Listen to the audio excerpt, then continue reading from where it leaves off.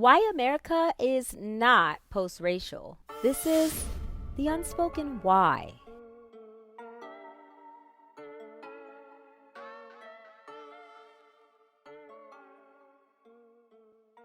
So, we're going to talk about a common but seriously dangerous idea that America is now a post racial society. All right, so the denier's logic goes like this: slavery ended, Jim Crow ended, redlining ended, vagrancy laws ended, we had a black president, we had DEI programs, and no longer need them now. So racism just must be over, right? Not even close. Racism in America did not disappear, guys. It just evolved. And in this video, I'm going to break down why, even in 2025, race still shapes every major part of life in the US. So, what does post racial really mean? So, when people say America is, quote, post racial, they're claiming that, like, race no longer defines opportunity, that laws are race neutral, that the playing field is leveled, that outcomes are just about, hard work or personal choices.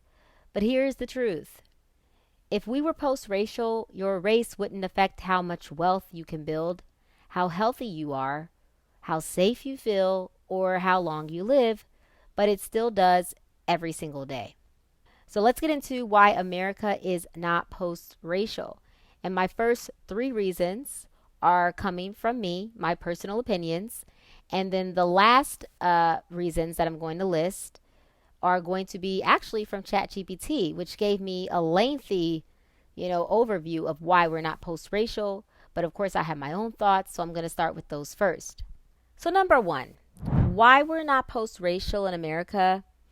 Have you ever noticed when you're watching Netflix or Hulu or regular television, cable TV, just pretty much about anything, black characters in film and TV are always subservient.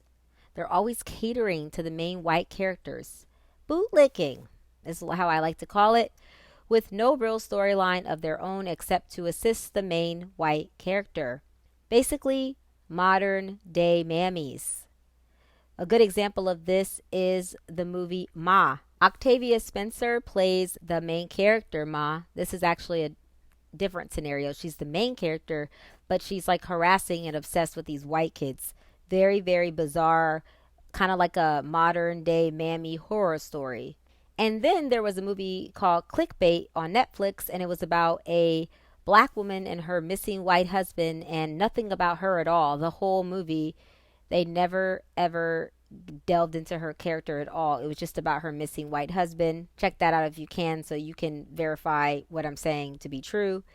And of course, one of the most famous ones, Scandal, which her scandal was being basically what we would call today, that people don't like this word, but a bedwench. Basically, she was sleeping with the president. Okay. Kerry Washington was sleeping with the president. So these are just some situations. There's always, almost every single Lifetime show, Lifetime movie, all these little movies that they make for these different cable networks, they always have that black supporting character that is subservient, catering to the main white characters. And even when we have, what we would call strong black leads, depending on who wrote the movie and what the film is about, the premise of the film, it's usually we're messed up in some way. In some way, shape, or form, we're messed up. Or they always like to make us the character that is participating in the rainbow LGBTQIA lifestyle. They always like to make that particular character black as well. I've noticed that. And this is all on purpose. This is not post-racial. Post-racial would mean that we have characters that are strong, that stand up for themselves, that are not always yes men and women, that don't always have to bow down, that have their own brain, that push back against the white characters. And we don't always see those characters. Very few do we see those characters. And when we do, they're usually written by black people, and it's usually like a black led cast, and it's like a black writers, right? So that's the only time we can really see that. Number two, why we're not post racial. After Obama, America honestly became even more racially divided because not only did a black man get elected twice, it's the reality that a black man could be president again. And we felt the backlash with Kamala, even though me personally, I didn't really care for her or agree with her, but I did notice how people were seriously afraid of her being president. For many, honestly, there were some good reasons why they were afraid, but a lot of those reasons were also rooted in racism. Let's be honest. So that was really interesting, but it really reared its ugly head during that time, and also her being a woman. I think that was the highest priority against people that didn't like her, and then I think her being, black or mixed race or whatever she wants to call herself was second priority for people being afraid of her being president. Number three, why we're not post racial. America voted for Trump twice because they thought that whites, the true Americans, quote unquote, would be taken care of. He insulted lynching at an old rally and called Mexicans grapers, grapists. I can't say that word, I'll get flagged. And we all know where he stands. He is an old, rich bigot, guys. And the only POCs, people of color, blacks, and anybody else that he likes are sellouts and bootlicks. And no one who supports and loves their own people or community does he support in any way, shape, or form. So, for instance, Muhammad Ali or Malcolm X, these would be people that he would have hated if he, if he was president or trying to be president during that time. Or even Martin Luther King. Anyone who stands up for their own people and has dignity and speaks on our behalf is not someone who he supports. And this is who America voted for after voting for a black president twice. So again, proving that we are not post-racial.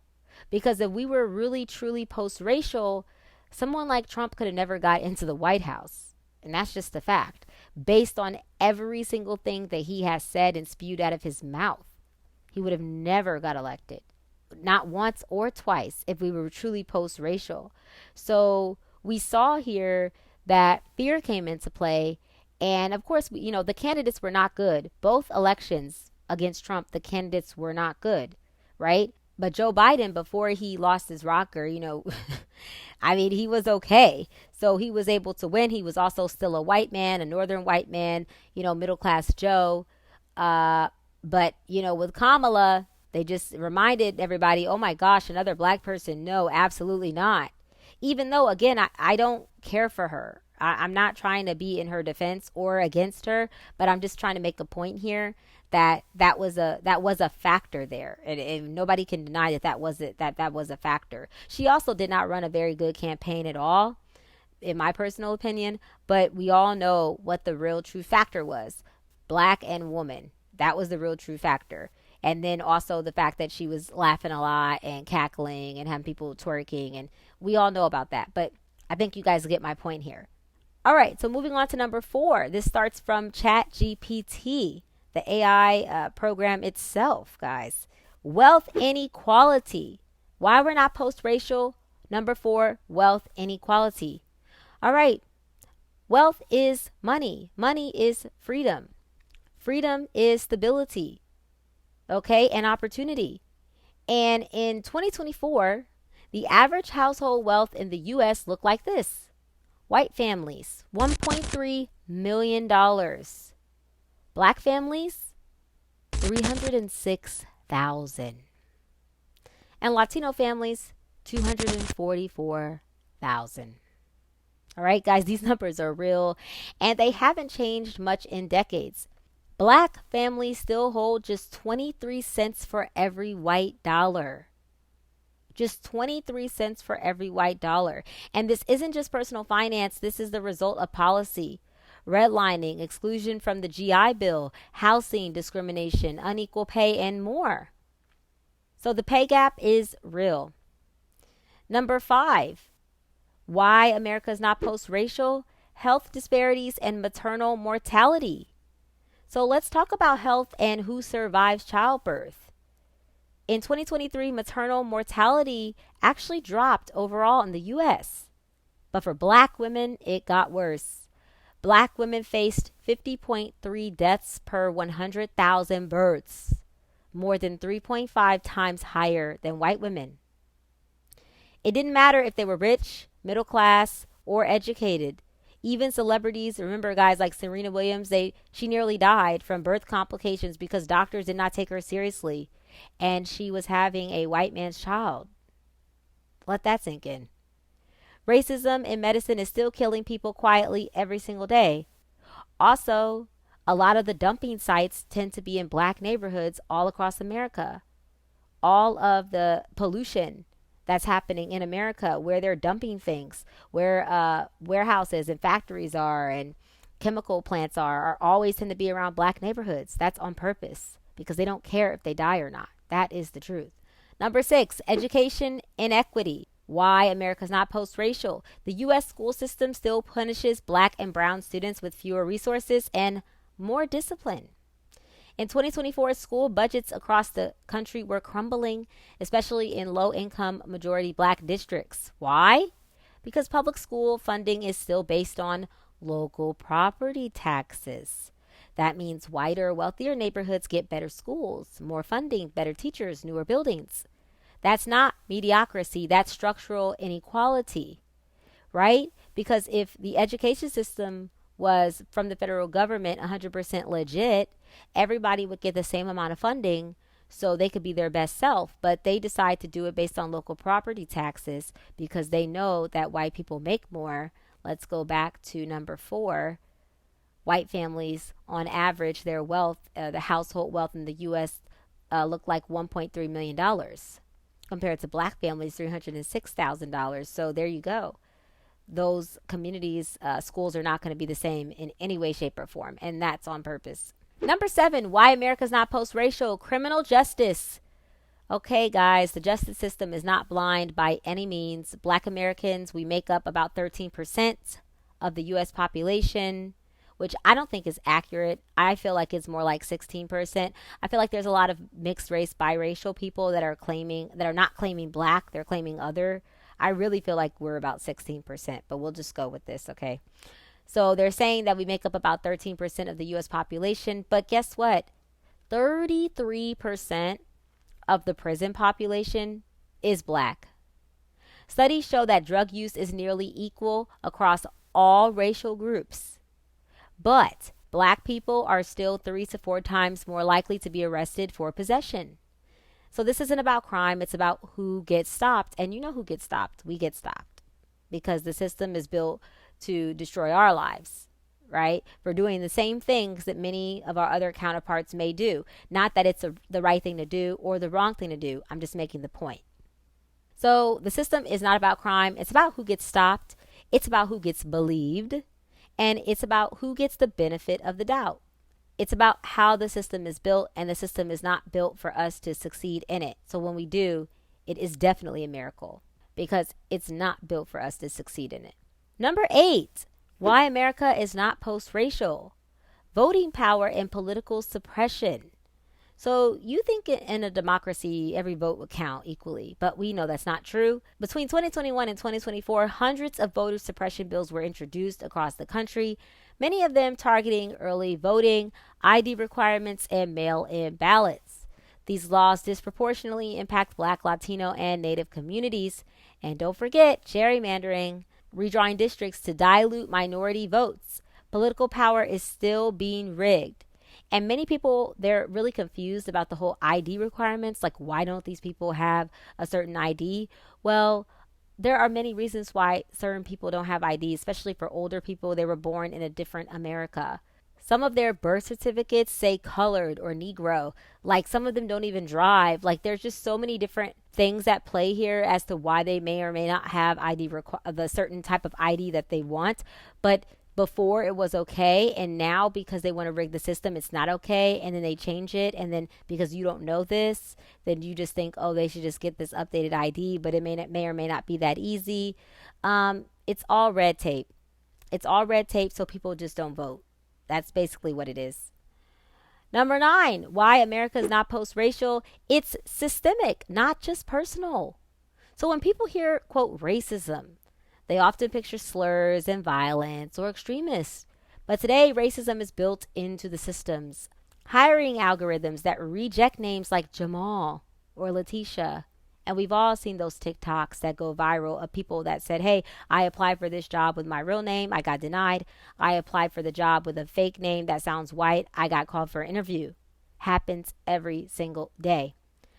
Banks that offer worse loan terms to black applicants, which is why a lot of blacks don't have businesses in black communities or why their businesses close within 1 to 3 years. Schools that suspend black kids more often for the same behavior happens every single day, goes viral on TikTok every day. Hospitals that dismiss the pain of patients of color, i.e. Serena Williams, that's one of hundreds of thousands. So this isn't about individual prejudice, where I'm not talking about that. This is not about that. This is about patterns, it's about systems, and it's about outcomes. All right, so America is not post-racial. We've made progress. Obviously, we made some progress, but race still defines too much in the U.S. Who gets to buy a home and in what neighborhood they get to buy in. Remember, there's that story about Jay-Z. They denied him buying a home in Brooklyn, in Park Slope, and he's from Brooklyn. Insane. And he's a multi-millionaire, or I think a billionaire, right? Okay, it's about who survives pregnancy. Race defines that, depending on who's your doctor and if they want to do right by you. Right? Who gets pulled over? Depends on the cop if they want to do right by you. Depends on how you look. What kind of black person are you? What are you driving? What do you look like? What do you know? How do you speak? Who builds wealth? Race defines that as well. Because if you grow up in the hood, most likely you're never going to get out. Sometimes you do, but many don't. That's why the hoods are still the hood. And it also defines who gets listened to. Sometimes, people have to bring their white friend into places to get listened to get the deal. Because if they go in there by themselves, they won't get it. They'll call their white friend, hey, can you come with me to come get this loan? Or can you come with me into the store? Can you come with me to the dealership? I need help because I just need, I need your whiteness to come and get this discount for me. And white people that know the truth, write in the comments, because if you're that friend for a black person, what I'm saying is true. So until we stop pretending racism is over, we won't fix any of it. Being colorblind doesn't make inequality disappear. Being honest does. All right, guys, this is the end of the video. If you feel what I've shared today, share it, comment below. Let's talk about what it will actually take to move forward for real. It will definitely start with us living in reality first and not denying the truth anymore. This is The Unspoken Why.